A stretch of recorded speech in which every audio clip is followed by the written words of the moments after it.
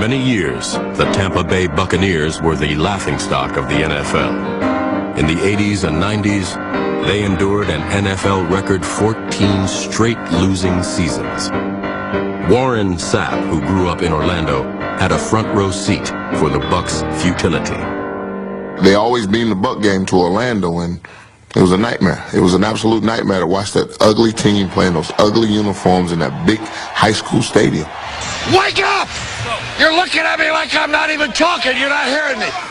Tampa Bay Buccaneers weren't known for anything except losing. They were Bush League, an organizational black hole where careers went to die.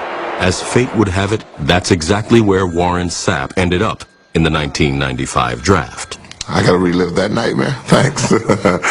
Not a good time right now. Due to allegations of a positive drug test, the standout defensive tackle from the University of Miami dropped all the way to the Bucs at number 12. The yucks. I mean, the worst day of my life. Now I was a part of this.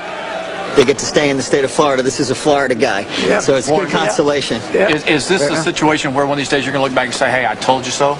I mean, I'm just happy that, Bucs made this decision, and, I'm just ready to move on and play some ball right now. With their second first-round pick, Tampa gambled again, drafting undersized linebacker Derek Brooks. The Bucs had hit the jackpot, and Warren Sapp knew it. He and Brooks had crossed paths before. I'm 18 years old, leaving high school in a Florida-Georgia All-Star game. The player of the year, defensive player of the year is Derek Brooks. So I'm a tight end. We get to go up against each other. So he lines up, and I put the move on him. Left him at the line, I'm playing tight end. Caught the ball, and this guy came screaming across my face. I dropped the ball. I said, holy.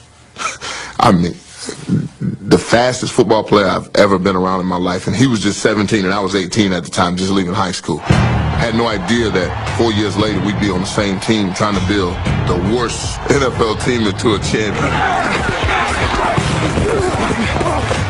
In Tampa, Sapp and Brooks joined safety John Lynch, number 47, and together they became the cornerstones of the franchise. Lynch had been there since 1993 and had already earned a reputation. And he walks up to me and he says, I'm John Lynch. And I looked at him, I said, yeah, you're that hitting white boy that plays safety. That's the first encounter me and Lynch had. He is a monster. That's what he was, a hard-hitting white boy that played safety, and he was something special. Despite his reputation, Lynch still had to prove himself to Sapp, who scoffed at his affluent background. We kind of had our run-ins for a while. I was raised out in San Diego. My dad had made a success of himself financially. Oh, I mean, Lynch, I just want to know, is your dad a senator? See, you're son of a senator. You ain't been in no adverse situation. He kind of used to joke around. I was raised with a silver spoon in my mouth. If you make it past 24 with a silver spoon in your mouth, because most of y'all kill yourself, you know that. I got too much. I only got 2 BMWs, a red one and a black one. I want a blue one. You couldn't have thin skin around Warren Sapp because he was going to bust you on everything and anything. No, that's backwards, dumbass. Which way you facing? You about as dumb as a box of rocks. He was always going. Da-da-da, da-da-da, da-da-da. With a strong foundation in place, Tony Dungy was hired in 1996 to take the Buccaneers to the next level. A year later, Pewter Power was born. The Bucs was nothing before Tony got there. He built the pyramid right in front of us and said, this is how we're going to do it. We got to practice doing things right all the time, little things, details. We realized that if everybody has their gaps and everybody's responsible for what they need to be responsible for, we can win. We can win. In Dungy's 6 years in Tampa Bay, the Bucs sent multiple defenders to the Pro Bowl and made the playoffs 4 times. But they never reached the Super Bowl, and they could never beat Philadelphia. The Eagles knocked the Bucs out of the playoffs in 2000 and 2001. Both times, the offense failed to score a touchdown. For a lot of guys on our team, those first 2 years of traveling to Philly, really scared the out of them. I mean, let's just be honest. I mean, scared the out of them. I mean, we used to get in that game and it'd be cold and Philly be flying around, hitting people on defense. They used to just handle us. I mean, that was a very frustrating thing for a guy like me because I knew they wasn't a better football team. It was just at times, we were just afraid. Ultimately, the head coach was held responsible. Tony Dungy was fired after the 2001 season. I think I can say this because he's in the position that he's in. He just let the offense lax too much. He really did. It always felt like the offense wasn't held to the same standards that we were held to, and there started to be some tension. And you go time after time after time to the playoffs. It's time you do something. He just had a too lax attitude for that ball club, for that time, for us. But I love him to death. Bucs owner Malcolm Glazer knew he needed a coach with star power to replace the highly respected Tony Dungy. So he set his sights on Oakland head coach John Gruden, who had led the Raiders to 2 straight division titles. How about something here? Get something going! Get after their ass! Gruden's intensity earned him the nickname Chucky because of his likeness to the killer doll from the horror movie Child's Play. He certainly fit the bill as a high-profile coach. In 2001, Gruden was named one of People magazine's 50 most beautiful people. It was looking pretty good those days, you know. I had this California hairstyle, I guess, you know. I got a reputation to try and live up to also. I mean, I am one hot mother now. Every time we tried to give him a hard time, he was so proud about it. You know, he really felt like he was America's sexiest man. You know, he thought he should have been #1. I don't know how I got in, but I wasn't in the top 50. I was definitely in the top 15. Since Gruden was still under contract with the Raiders, the price for his services was high. The Bucs gave Oakland 2 first and 2 second-round draft picks, a king's ransom for a head coach. I told Gruden, is there supposed to be like some elephants or, you know, like a Tyrannosaurus Rex or something that comes with you? It's just this little bitty fella right here I get. That's it. Then he looks at you and he gives you that look and he says, I'm 50, one of the 50 most beautiful people. I'm like, hey, now that makes it all better. Thanks. How you doing? It was apparent early on that Gruden was nothing like his predecessor. Everything going all right? Anything we can do to make camp a little bit better experience for you? Whereas Dungy was a pat on the shoulder pads, Gruden was a kick in the pants. Come on, Marquise, get your ass in here! This guy had a full-fledged bite. A venomous bite. I need a Z! God dang it, Daryl! I mean, you just couldn't sit still. And he used to always say, bring juice to the practice field. And if you ain't got any juice, you fake it. When we come out here to practice in the morning, I really don't care what kind of moods we're in. We're going to have a lot of juice, and it's genuine. Gruden had a lot of juice for a man who hardly slept. He normally arrived at the office at 3:30 a.m.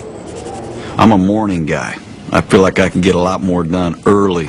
And I got a routine that I've had for about 20 years since I've been in coaching. You go in his office, and it's jet black dark. Mind you, I get there at 7 o'clock in the morning. He's been there 4 hours. Jet black dark, and there's nothing on but that computer screen, and he's packing.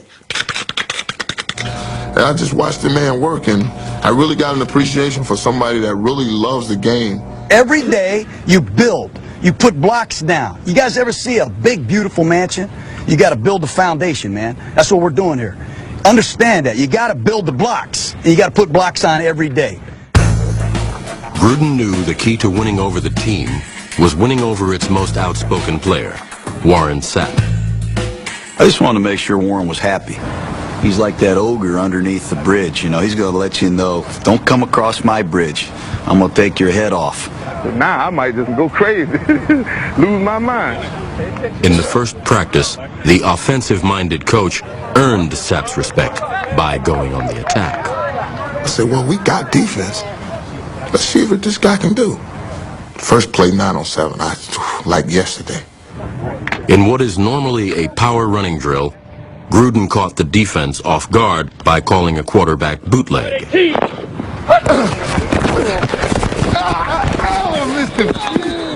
I looked him right in the eye, and I said, if you're scared, say you're scared.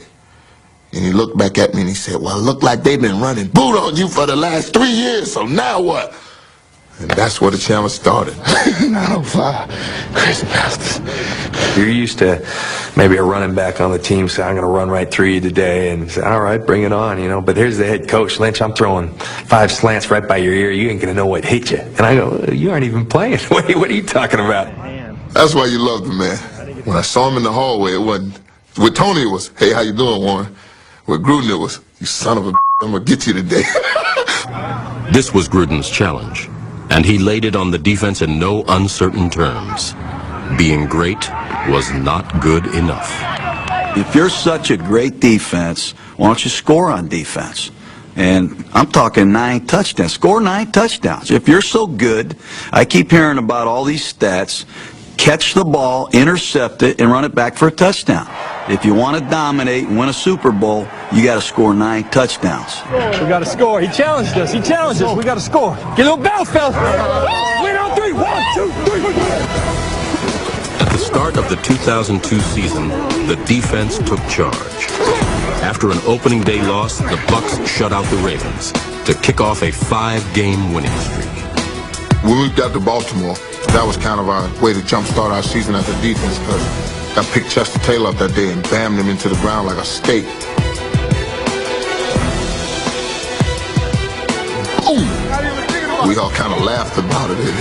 You know, we just told each other, I said, we just got to flat foot and knock people out, fellas, as we want to get this thing rolling, and off we went. We were after everything that year. We had the players to do it. Linebacker Derek Brooks was everywhere. In a 5-week span, he scored 4 touchdowns.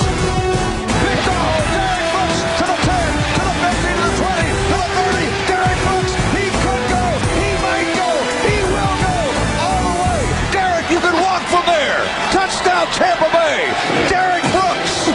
One of his touchdowns came courtesy of Warren Sapp. Booker almost got it. Touchdown, Derek Brooks. 4 games in a row, the Bucs have scored a defensive touchdown. How about Warren Sapp? Second career pick and the lateral for the TD.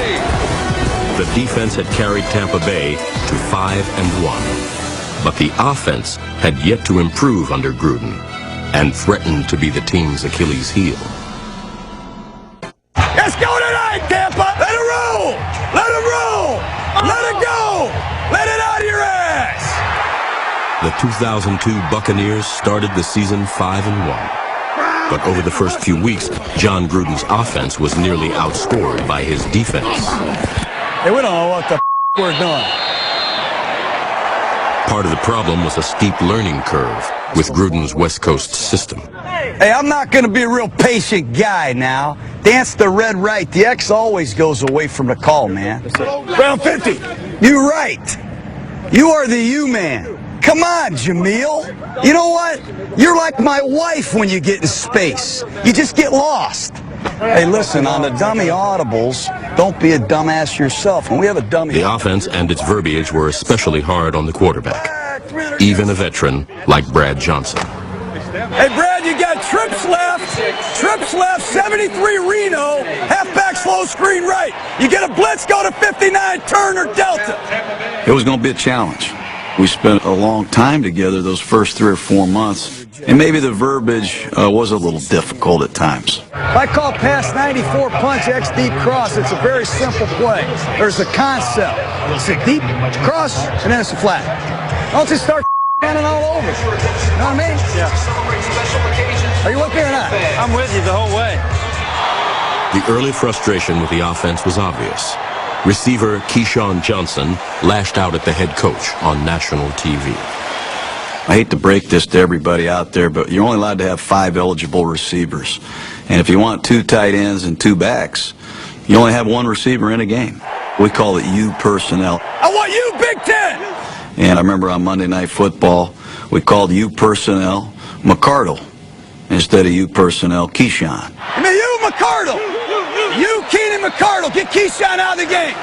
And he didn't like it, and I don't blame him for not liking it. He didn't want to come out of the game. But that stuff happens all the time.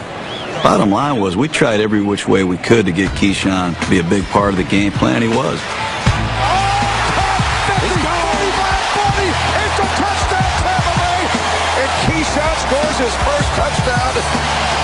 The Bucs traded for Johnson after the 1999 season in an attempt to improve a perennially weak receiving corps. That offseason, he did not endear himself to some of the veterans. One in particular never forgave him. In 1999, we go to the championship game, we lose. So now I got my whole coaching staff at the Pro Bowl with me. I mean, the thing's painted with Bucs. Keyshawn's a New York Jet. Keyshawn comes to me and says, listen, dog, me and you unite. We can put this thing together. You just need a little offense. And, you know, mind you, I just lost the game 11-6. Oh, I get you that 7 points, Cup. We can do this. So I go to Dungy and I lobby for Keyshawn. I lobby. They signed him to a great deal. We go do all season. We always do all season together. All of us do. We work out, we go eat together, and then we break from there. That's Buck ball. That's our family. There's no other vacation place. We're in Florida. We're in the Sunshine State. Where else you want to go? I got mangroves for you to fish in. I got the Miami 3 hours away. You want to party? I got Orlando. You want to take the kids to Disney World? Where you want to go? I got everything. It's a great state of Florida. It's my home. I've lobbied for you to be on my team. I need 5 points to get to a Super Bowl. Hello? Don't you want to go too? He's a no-show. He never was one of us. He just wanted the contract and the notoriety, but he didn't want the work. It's a difference between mandatory and voluntary mandatory. I'll take my chances on the voluntary mandatory stuff. I'm not saying that he couldn't play the game because he was a good player. But was he one of those rare air special guys? No. For all his faults, Johnson caught 76 passes in 2002 and brought a swagger to the offense. Take three. It take three. Shut your ass up. All that screaming. Play football. Man, you a fake ass John Randall. Shut your ass up. Sorry, Brad, I'm gonna get you killed, but sorry about that. He was a big and reliable target for Brad Johnson. And together with free agents Joe Jaravicius and Keenan McCardle, the Bucs finally had enough weapons to beat the Eagles. Or so they thought. That was our nemesis. We thought maybe with Grooves, all right, things are going to change, and there we go, and it's the same old story. That team just wore us out. Brad Johnson was sacked 5 times and suffered a broken rib. Once again, Tampa Bay was humiliated in Philadelphia. He's going to run. He's in. Touchdown. We got scored. We'll be back. We'll be back. We on the buses, right underneath the vet. I'm looking out this window, and I just got a burn in my gut right now. Because I really hate the Philadelphia Eagles at this point. Because this is the 3rd time in a row they've gotten me. And I just want to just kill somebody right now. I'm on the bus and I'm riding. There's nothing I can do. And I remember Gruden looking over the seat at me and he said, hey, you know what? They'll never get us again. And I said, you know what? They better not. And he said, no. He said, I got them. He said, I got their blisters. I know what they're doing. I have it down. We're going to stick a stake right in this place. He said, if we see them again, we'll dissect them.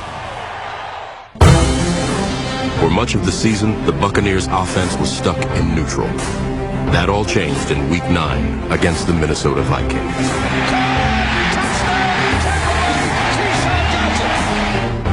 We opened it up a little bit, and Brad was hot. Brad looked good. Brad looked great, and he threw all kinds of passes. And that was the best I'd seen all year. The players were beginning to understand the system and appreciate the man who had implemented it. Goes on the end zone. Great call. Great call, huh? Great call. Great call. Johnson has thrown 5 touchdown passes.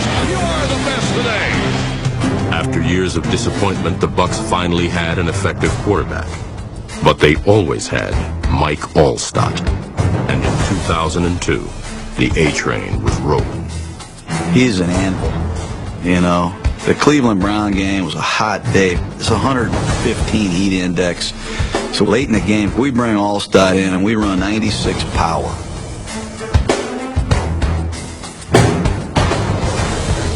And honest to God, the run lasted 5 minutes.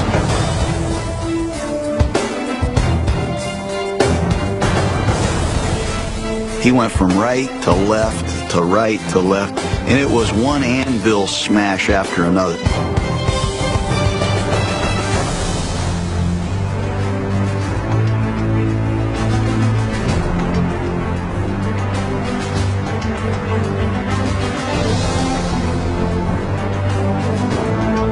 was the damnedest run I ever saw. Get that train going.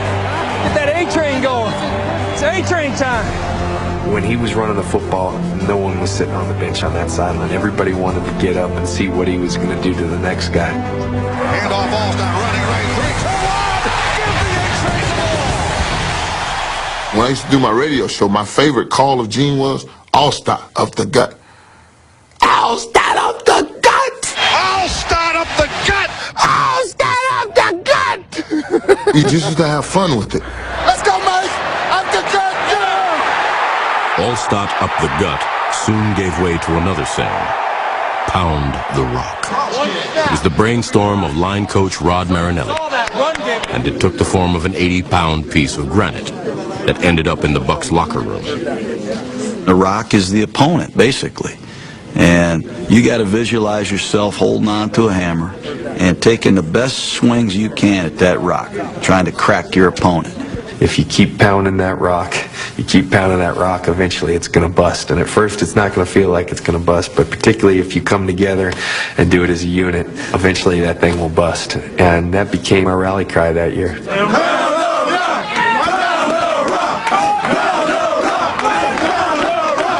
At 9-3, the Bucs hosted the Falcons and their cornerstone, Mike Vick, in a battle for first place in the NFC South. We come in on Wednesday.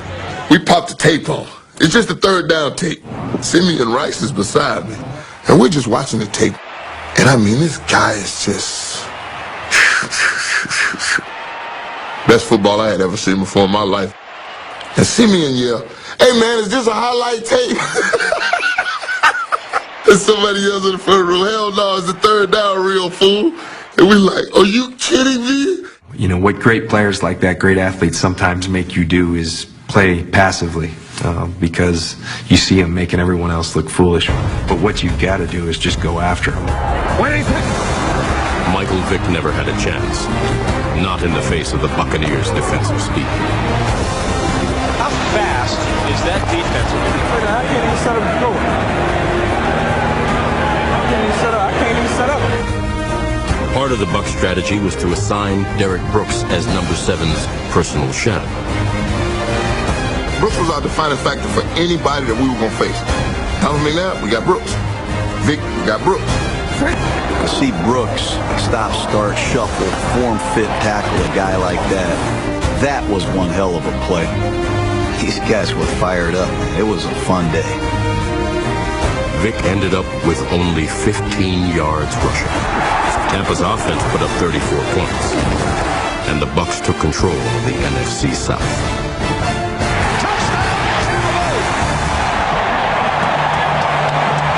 I thought our defense all week, they kept their cool. They talked about the great Michael Vick. He's a great talent. How you going to stop Michael Vick? How you going to stop him? Not one word was said about how somebody's going to stop this defense. Remember that. The greatness of this defense is ahead, or we're going to finish strong.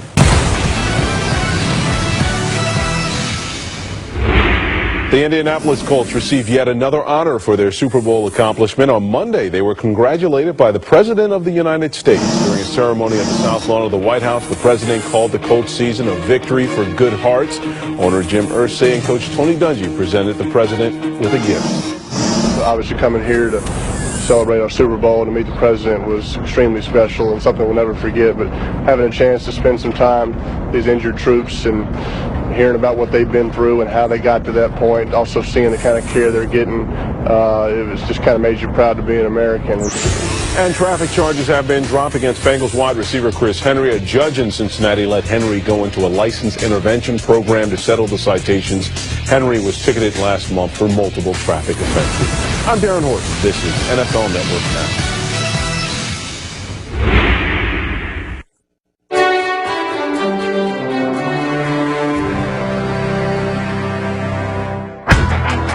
In his first year in Tampa, John Gruden was obsessed with taking the Buccaneers to the next level. I have no friends. My wife hates me. All I have is you, Ken. But weekends offered the occasional diversion. Football related, of course.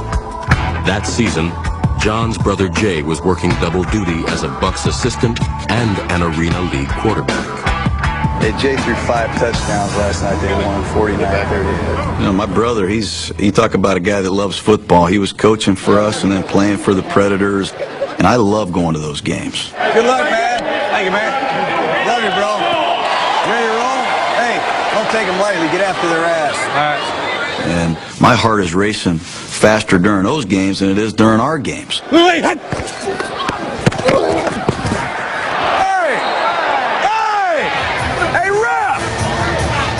You know what a late hit is? You guys just watch the game like a fan? Are you a fan tonight? It was a roughing the passer penalty. Several of those they didn't call. Come on, ref. I just have had a history, I guess, of telling referees what I think. Hey, Boris, what the was that call on Seth? Are you kidding me? That's a face mask, man. That's my brother out there, man, you know, and that's a little bit different when your brother's a quarterback.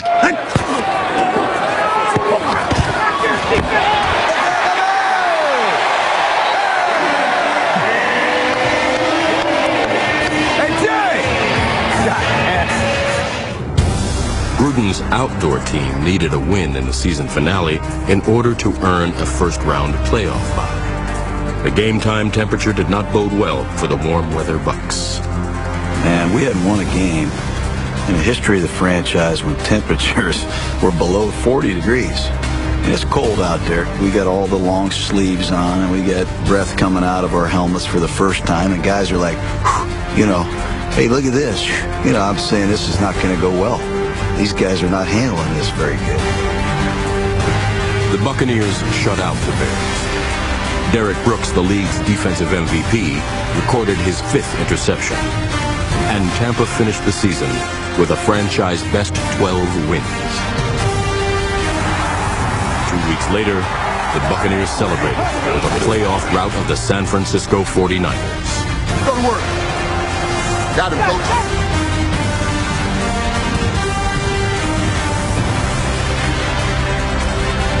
Dropping back, Johnson on 3rd down, throws the ball toward the end zone. It is touchdown, Tampa Bay!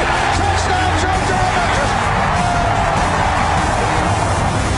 Tampa Bay had come this far before. They hired John Gruden to push them farther. Once again, the road to the Super Bowl would go through Philadelphia. All that stood between the Buccaneers and the Super Bowl was the Philadelphia Eagles, a team that had haunted them the past 3 years. It would be the last game ever played in Veterans Stadium. You know what's next, guys. You know what's next. This is what you've been waiting for. You know, it's an opportunity to maybe score an offensive touchdown in Veterans Stadium before they blow it up. And the friendly city has been unkind to our Tampa Bay Buccaneers. The night before the game, Gruden showed the team footage from September of 1995. The Bucs won at the Vet, defeating Gruden's former team. He went back, and we were in the orange uniforms, and I had a pick in that game. He showed me making a pick, and we beat him pretty good. I remember I was the offensive coordinator. I was boy wonder at that time, and after that game, I was boy blunder. People were throwing hoagies at me and everything. So we showed them a little NFL history to let them know that, by God, the Buccaneers have won here before. It's time we won there again. What an opportunity to silence these fools. Let's go. We've been waiting for this. We've been preparing for this for all this year. We're ready. We're going to go out there, and we're going to take our cuts at that rock, okay? That's all I know. And we got a hell of a game plan, man. Trust me. Just trust me. If it doesn't go good early, don't worry about it. Pound the rock, and let's get the hell out of here. 52 seconds into the game, the Eagles took the lead. It doesn't start well.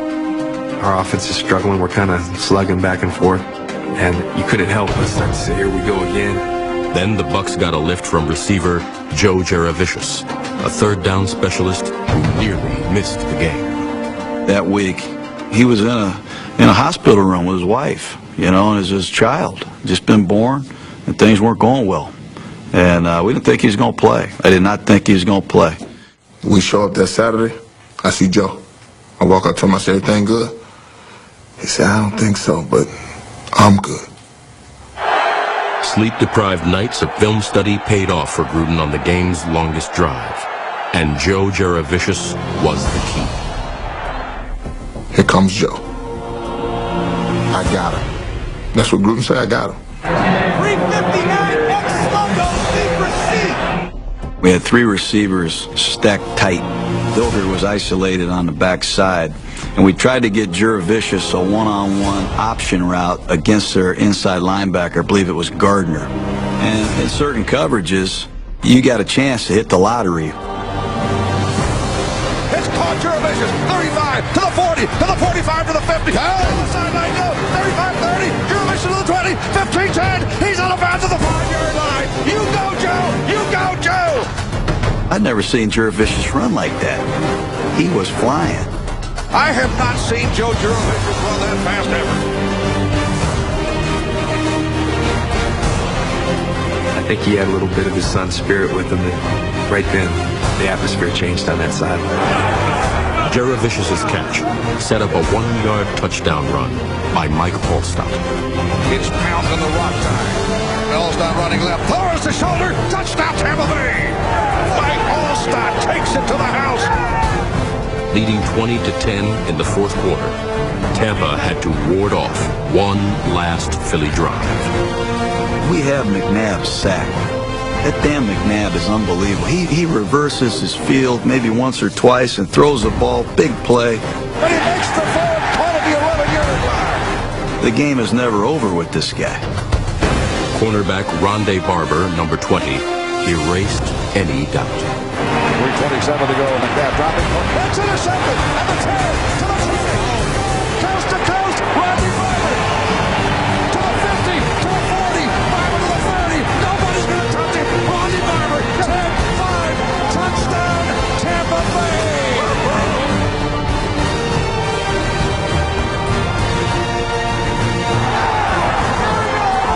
The greatest moment I have in my life is seeing number 20 hustling down their sidelines to send us to the Super Bowl. That was, I don't know what the word is, joy? The Buccaneers are the champions of the NFC. How about that? We're going to the Super Bowl. You set it down, but they set the bet down. No more bet.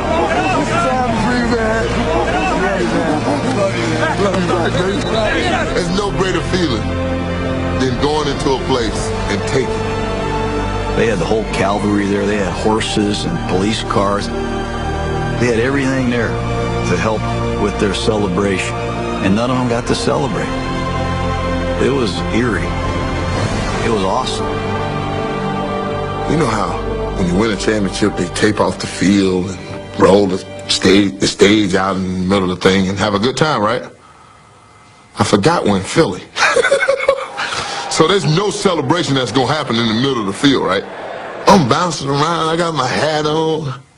Next thing I know, I realize I am the only Tampa Bay Buccaneer that's anywhere outside. Not on the field, outside. I take off running. I get in the locker room. It's a full-fledged party going on.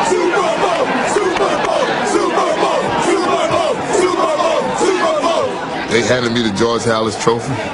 Here you go, big fella. I know you want to touch this.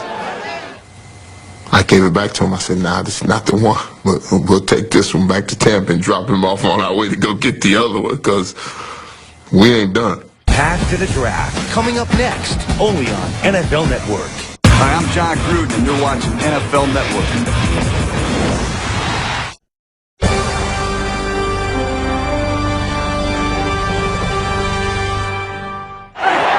The Tampa Bay Buccaneers finally got past the Eagles, but they had trouble getting out of Philadelphia.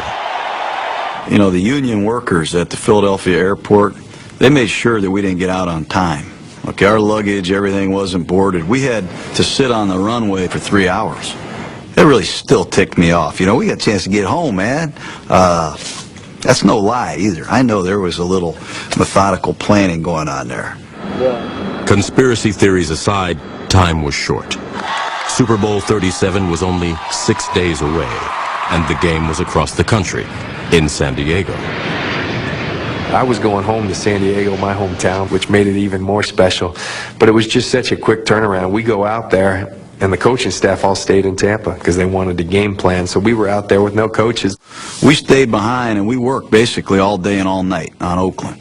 And I remember putting Simeon Rice in charge of the team. Okay, Simeon's going to do bed check. He's going to take care of everything. I knew we were in good hands with Simeon Rice as the chaperone. I think he kind of said that in jest, and we all knew that. I don't know if we would have showed up for the game had that been the case. Oh, I have fun. I'll break curfew. I'm going to set the tone right. No one missed curfew. There was too much at stake, and too many bad feelings for Gruden's former team, the Oakland Raiders. He just wanted to shine his shoes with Callahan and Al Davis. I mean, that's just what it was.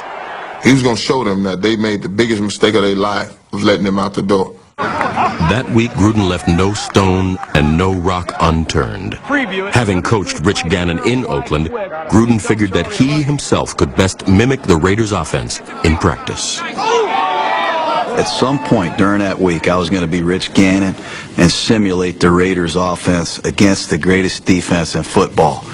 And that was a film I will never, ever lose. I was great that day.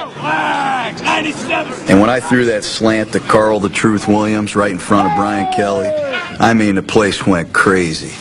I did make some nice throws. You know what? It's kind of like a fish story. The longer you get away from it or the more it's told, the greater the story. Welcome to San Diego, California. Super Bowl 37. It is Tampa Bay versus the Oakland Raiders. Here we go, 9-9.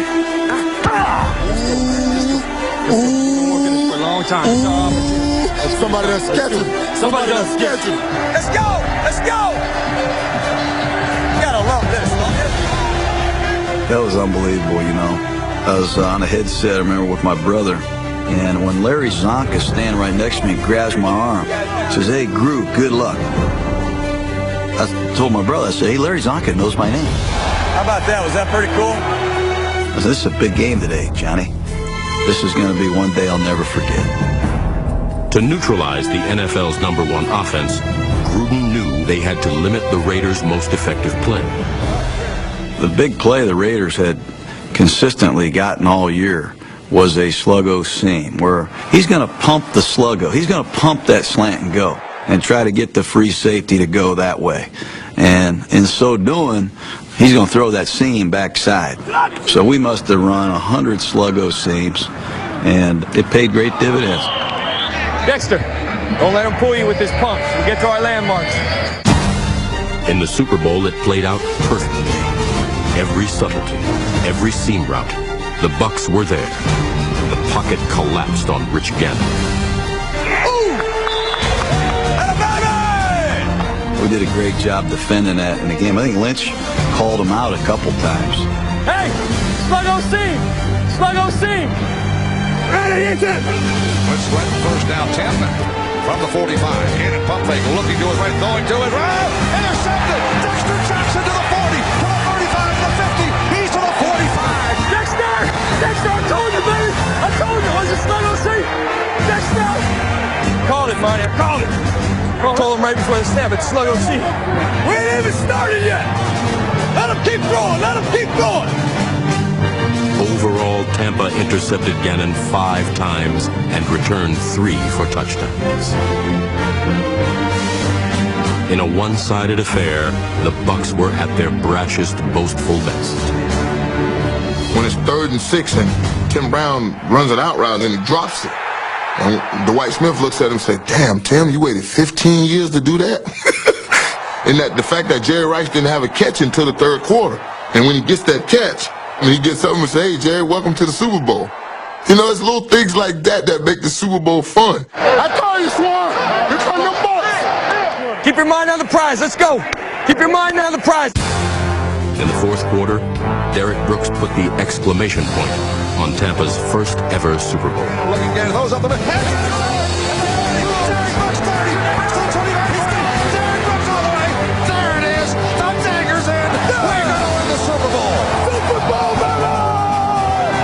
Boom, boom, boom! We're world champs, baby! We're world champs! Give me that! Give me that! meet him in the end zone, and I grab him by the head, and I'm holding him, and he's crying, and I look at him, I say, you stop it, son. We had the biggest prize of our life, and you just scored. You stop that. You gonna make me cry, too.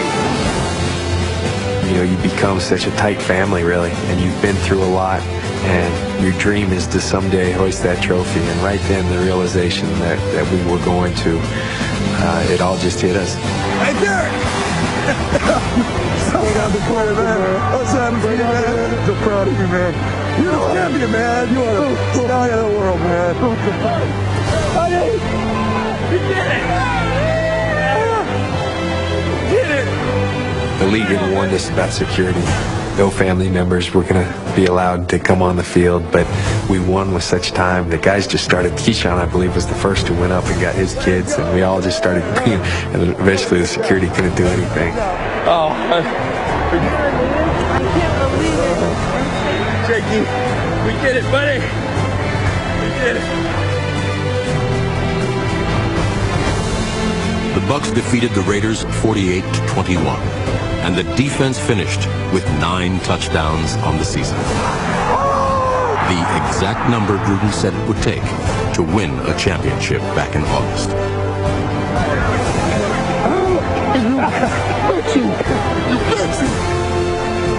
At age 39, Gruden became the youngest head coach to win a Super Bowl. It was only fitting that after the game, they were playing his song. Bon Jovi is my hero.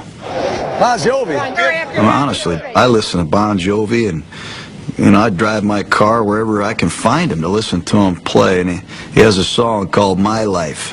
This just sounds corny, man, but after the game, I look out there on the field, and there's Bon Jovi singing "My Life."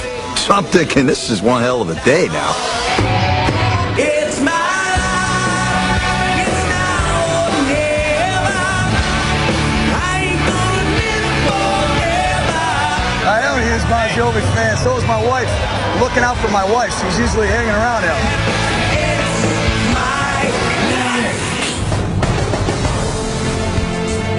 It took 27 years, but the Tampa Bay Buccaneers had completed their journey from winless wonders to world champions. How about that, Mr. Glazer? Huh? We did it, man. Best in the world, man. The way we had done it, going from the yucks, as Sap says, turning a third world country into the Taj Mahal. I mean, it just teaches you how difficult it is to attain one of those. Never when anybody says, you know, I was there for this.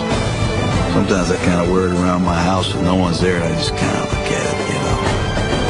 It's an awesome game, man. Awesome, awesome game. I'm just happy to say I was part of it. They always say football, you make friends for life. Family, blood. And I'll chill with them guys any day of the week, and twice on Sunday.